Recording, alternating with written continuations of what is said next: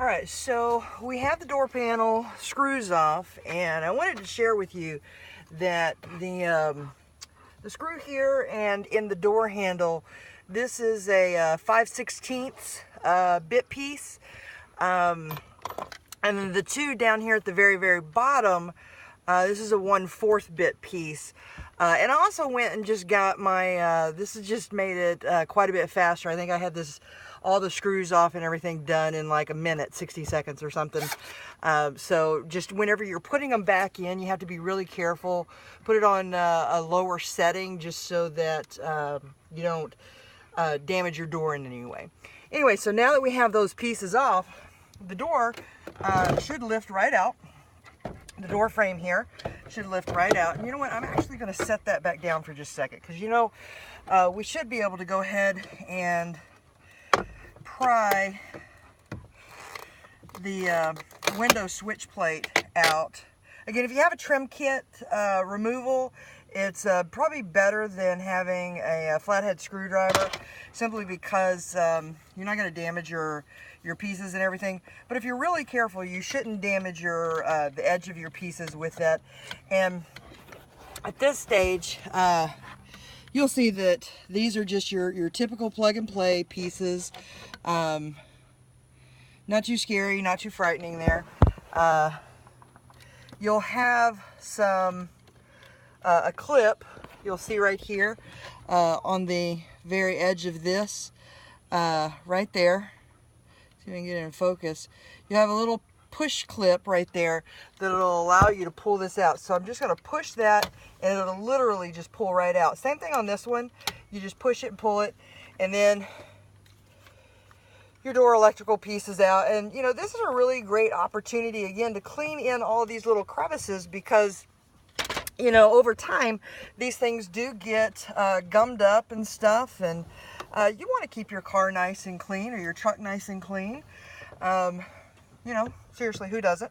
Having dirt in here is just gross, quite frankly. But if you know me at all, you know that I would find that to be gross. But you know, it happens, and that's life, and the way things go right there. I could spend all day cleaning this stuff, but I won't, because that's not the point of today. All right, so at this stage, we're just going to pull this out.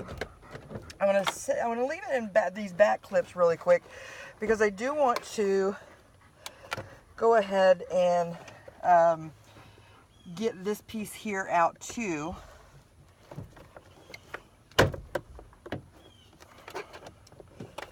We should be able to.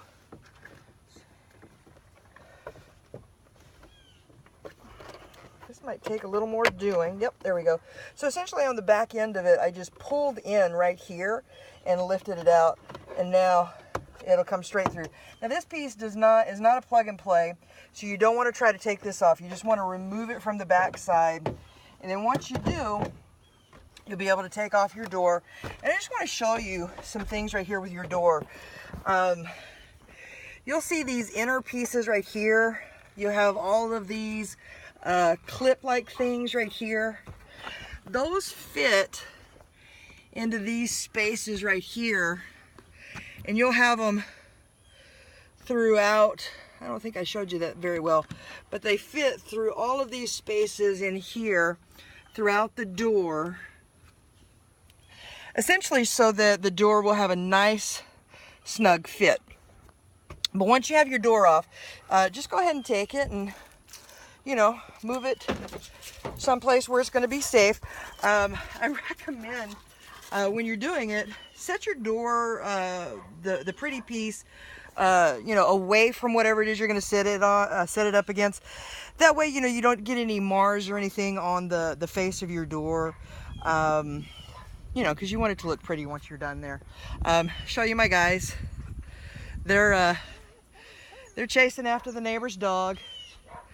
My guys are safely inside the fence there, but the neighbor's dog, they don't have a yard. So anyway, so the next thing for us to do is I'm going to wind up removing the speaker out, but I want to remove this vapor barrier that comes from the manufacturer.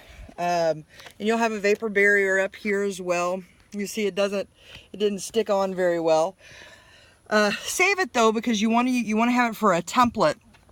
Now your door handle post went through here, and you'll notice that I'm not going to remove this. I'm simply going to cut the vapor barrier around from this, and we'll remove it. Keep in mind that when you're doing this, you know, your door handle frame, when you're putting your new sound deadener on here, your door handle frame needs to be able to come up here. So we'll cut a little hole into our new fabric and stuff that we're going to put in here, just to make sure all of our components come out here.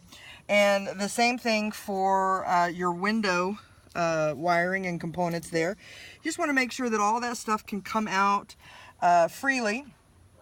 And when we do this piece right here, the stereo, this is going to have, well, I'll show you on another video, but essentially this is going to be a better insulated sound. So not only are you going to be cutting out road noise and stuff, you're also going to be getting much better sound out of your speakers.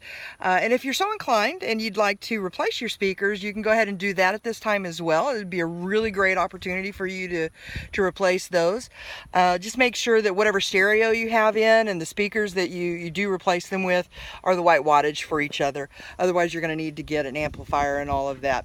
This truck actually comes with an amplifier and some pretty good speakers actually from the manufacturer. So we're not going to be doing that today. I'm going to go ahead and start the process of essentially removing this manufacturer vapor barrier stuff. I'll go ahead and try to set this phone back down over here just so you can see what it is we're doing. And essentially, this is all it is, folks. You're just gonna remove all of this and its you know, sticky components if you're inclined to it. I did find that the sticky components in the last door that I did, the first one that I did, I actually did what all the manufacturers and other techs and stuff recommended doing, and that was to clean out the door really, really well using alcohol water mixture. And I will be doing that today, but I don't think I'm going to remove the sticky component right here, because I think that actually gives it an extra added adherence to the door. At least we're going to find out, right? So whatever remains on there, I'm just going to leave it. Not going to go through any extra trouble to get all of that off. You can see it's just a auto high temperature grade glue, like a cement glue right there. It goes over everything. We're getting to that component right there, so I'm just going to go ahead and pull this up. All right, so, and I could have done this piece first or now, doesn't really matter. I do have to move this because I need to get my handy dandy knife. Let's see, if I were my knife, where would I be? Sorry about all the wiggling around there, folks. Do have my knife now, though. Which you're probably like, I'm done with this video by now. Anyway, so you will need a really sharp knife for this project as well. Not just this piece, but other pieces as well. And essentially, again, what we're going to do is we're going to cut around all of this piece just so I can pull this vapor barrier away from this component right here. So bear with us as we do that.